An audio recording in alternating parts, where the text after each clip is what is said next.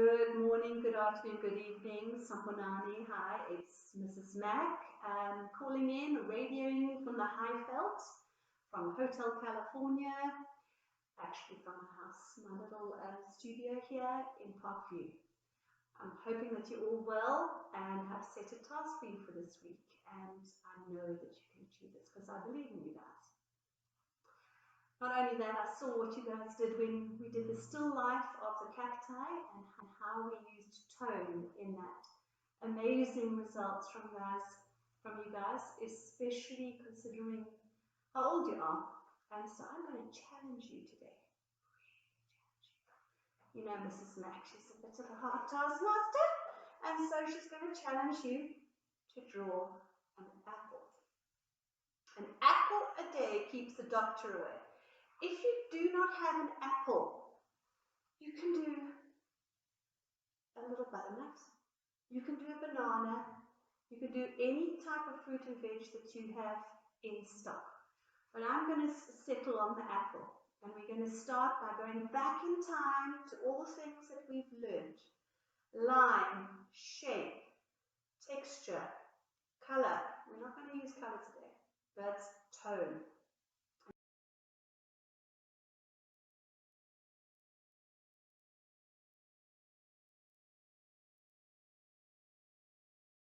And we're going to push the tone again today. When we draw anything to get out the contours and tones and characteristics of something, we switch off the light to get the right natural light. So Katie, would you mind switching off the light for me? And can you see my apple looks slightly different? Switch it on again, Katie. It's taking a while. And off again. So when thank you very much. When you try and draw something and all the characteristics, the shading of it, the tones of something, it is far better to do it in natural light. If you're drawing a picture of yourself that you've taken from a photograph with a flash, you will not be able to see the lights and the darks and the contours, almost like the top view of a map. And you can see the river, and you can see the valleys, the same thing here. So we switch the light off. Now, the very first thing I do when I create and draw something is I look for shape. Then I look for line. So if I look at this, what kind of shape is that? Hopefully you guys are saying circles. Maybe slightly oval. It's certainly not fully circular like a tennis ball. And anyway, we can't eat a tennis ball. We'll give it to the dog. Alright, so Buddy, watch out with that ball. Alright, might need it to play tennis. So we're going to start by using an 8B pencil. Now I know a lot of you might not have an 8B pencil. You might just have the HB pencil. It doesn't really matter, but remember this pencil gives us much stronger depth.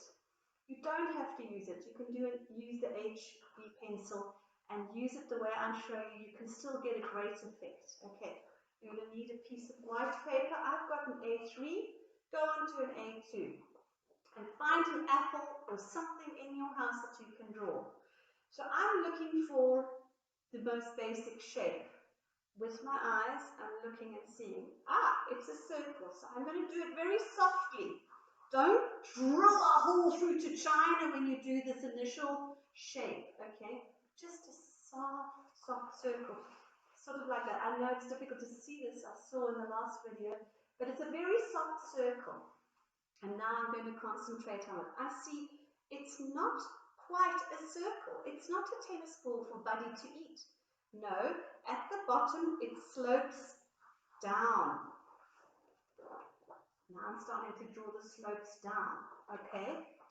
And towards the top, it kind of does it sort of almost like a heart. And then the bottom has a flatness to it, slightly rounded. Something like that, okay? Now I'm going to look, where are my lights coming from? Oh, I see them.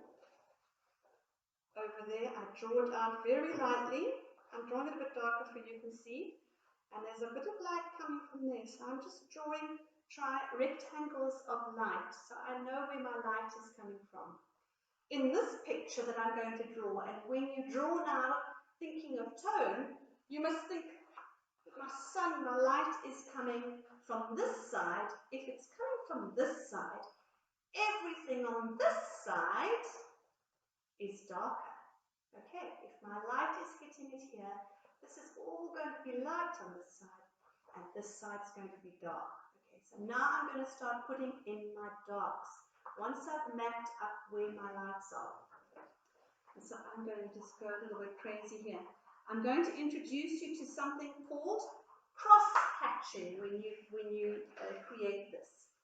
So cross-hatching, look it up on Google if you can, but I can explain it just like this. Cross-hatching is basically going one way and then going another way, like that. Okay. So exactly opposite to it. And when we create a shadow, I notice with some people is when you create your shadow, you think it must all be black like this, black, black, black, and then it must just stop. That's not what really happens. It fades off. You see how I'm using my pencil? I do not hold it like that when I draw my shadows. I hold it like this on the paper to create it. And so what I'm going to do is soft, soft, soft, soft, soft, soft, soft, soft, soft.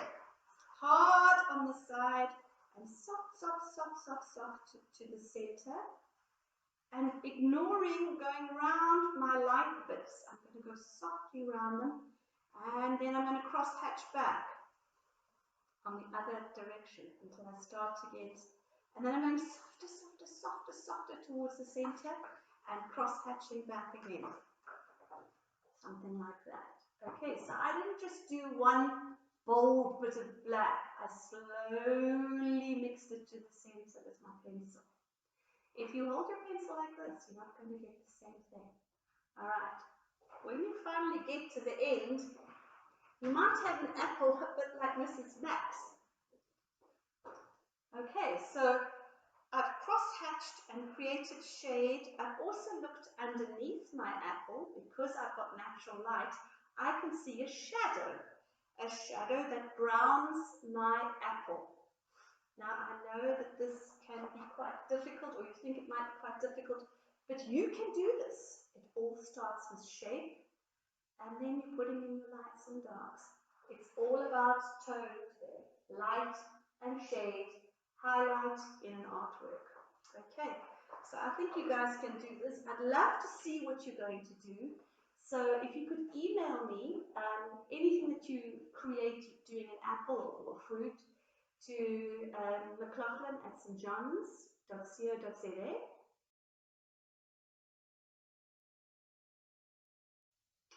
And I need to get my tennis ball back from my buddy, but I'm going to get it now.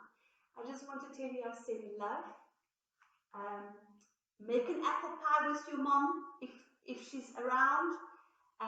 Look up the 10 funny facts about apples, which you can actually find. I've got it down here on Fun Facts. I'll send that link to you. So you can actually learn a little bit more about apples as well. But this is all about creating three-dimensional objects from just shape, then line, then tone. Love you.